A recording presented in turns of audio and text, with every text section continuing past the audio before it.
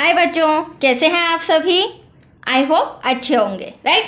चलिए, मैं Yogita Prajapati YouTube channel पर आप सभी बच्चों का स्वागत करती हूँ और आज मैं आपके लिए लेके आई हूँ 3.3 एक्सरसाइज का क्वेश्चन नंबर फर्स्ट, जिसका हम पार्ट थर्ड सोल्व करेंगे। ठीक है, फर्स्ट और सेकेंड पार्ट मैंने पर्टिकुलर अलग अलग वीडियो में समझा दिया है, वो वीडियोज भी आप देख लीजिए, क्योंकि देखो प्रतिस्थापन विधि है, इस समय इंपॉर्टेंट है, एग्जाम में पूछी जाती है, राइट। हाँ, और अगर मेरे वीडियो समझ में आ रहे हो तो लाइक शेयर करना मत भूलिएगा। ठीक है बच्चों, चलिए करें स्टार्ट।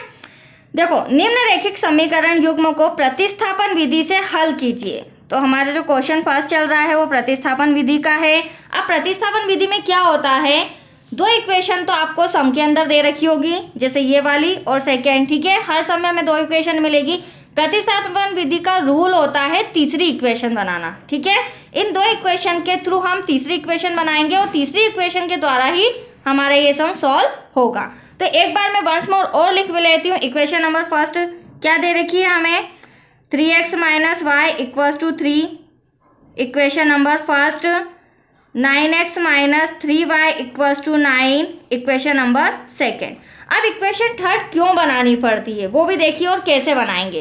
तो देखो बच्चों, वो इसलिए बनानी है क्योंकि हमें x या y की वैल्यू निकालनी होती है। और कैसे बनाएंगे, तो देखो मैं आपको एक हिंट देती हूँ। दोनों इक्वेशन में जो इक्वेशन छोटा होता है वो इक्वेशन आप ले लीजिए। ठीक है, अब यहाँ पर देख रहे हैं 9, जो सेकेंड इक्वेशन है इसमें 9 डिजिट बड़ी आ रही है और यहाँ पर छोटा है फर्स्ट इक्वेशन। तो हम फर्स्ट इक्वेशन से x या y की वैल्यू ले लेंगे। अब आपके ऊपर डिपेंड करता है, आपको x की वैल्यू लेना है तो x की ले सकते हैं, y की लेना है तो y की ले सकते हैं। तो देखो मैं यहाँ समीकरण एक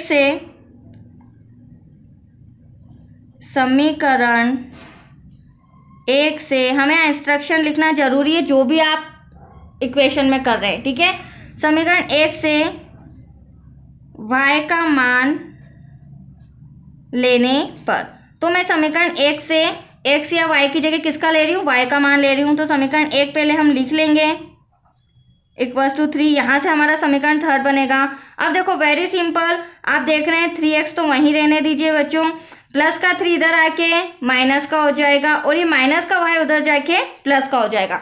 कोशिश करना आप जो भी वैल्यू निकाल रहे हैं वो माइनस में ना हो, राइट। तो अब ये हमारा आ चुका है इक्वेशन नंबर थर्ड। इसे हम क्या दे देंगे, समीकरण नंबर 3।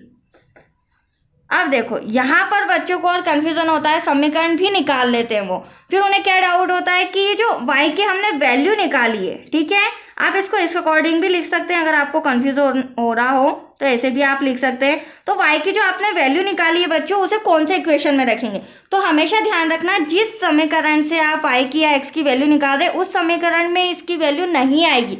अपोजिट समीकरण, अपोजिट मतलब क्रॉस जो आपको इक्वेशन दे रखी है, फर्स्ट से मैंने अगर वैल्यू निकाली है तो उसकी वैल्यू मैं सेकेंड में पुट करूंगी। ठीक है, तो चलिए अब यहाँ पे फिर इंस्ट्रक्शन लिखेंगे, y का मान समीकरण 2 में रखने पर। ठीक है, रूल और रूल समझते जाइए। अब समीकरण 2 हमें क्या दे रखा है, 9x minus 3y equals to 9। ठीक है, मैं यहाँ पर लिख लेती हूँ 9x minus 3y equals to 9। अब देखो बच्चों, यहाँ पर मैंने y की वैल्यू निकाली है, तो जो 9x है वो ऐसा का ऐसा, माइनस 3 भी ऐसा का ऐसा, बट जो y है उसके प्लेस पर क्या आ जाएगा, 3x माइनस का 3 bracket close equals to 9। Any doubt बच्चों। चलिए अब हम सॉल्व करते हैं। पहले ब्रैकेट सॉल्व करेंगे, 3 3 जा 9x minus minus plus, sign का भी ध्यान रखिएगा आप। ठीक है, 3 3 जा 9 इक्वल्स टू 9। अब देखो मैं आपको पहले ही बता देती हूँ, ये सम काफ़ी डिफरेंट है। इसमें ना ही हमारी x की वैल्यू सॉल्व होगी ना ही y की वैल्यू सॉल्व होगी। ठीक है, अभी देखो अगर मैंने y की वैल्यू निकाली है तो मुझे x की वैल्यू आना चाहिए, बट आप देख रहे होंगे जो 9x है वो हमारा प्लस का है और 9x ये जो है वो माइनस का है। तो ये आपका आप देख लीजिए कैंसल हो चुका है और हमारे पास क्या बचा, 9 इक्वल्स टू 9। तो ये सम ऐसा है जिसमें ना ही x की वैल्यू हमारे सामने आ रही है ना ही y की वैल्यू, क्योंकि जो हमें इक्वेशन दिया गया है वो गलत दिया गया है। ठीक है, ये रॉन्ग इक्वेशन है जिससे हमारा आंसर नहीं आ रहा है। और एज इट इज सेम एक हमारा एग्जाम्पल 9 भी है, वो भी आप देख सकते हैं अपनी बुक में। तो जब यहाँ पर हमारा आंसर नहीं आ रहा है तो यहाँ पर लिखना पड़ेगा हमें, यहाँ x का कोई मान हल के रूप में प्राप्त नहीं होगा। और आप खुद ही सोचिए, जब हमारा x की वैल्यू नहीं आ रही है तो हमारे y की वैल्यू भी नहीं आ पाएगी। ठीक है, तो इस सम को यहीं इनफ करती हूँ मैं। ये आपका सॉल्यूशन करके बता दिया है मैंने, इसका एग्जैक्ट आंसर नहीं आएगा। आई होप आप समझ गए होंगे, राइट।